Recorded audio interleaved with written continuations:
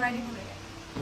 ঠিকেই ভাবিছে আমাৰ কেকৰ ক্লাছ ষ্টাৰ্ট হৈ গ'ল ফাইনেলি ৰাতিপুৱা সকলোখিনি সেটআপ কৰি পেলাই মই গা পা ধুই কৰি আজৰি হোৱালৈকে 10:30 বাজিলে আৰু ষ্টুডেণ্টক সময় দিছিলোঁ 11টা বজাৰ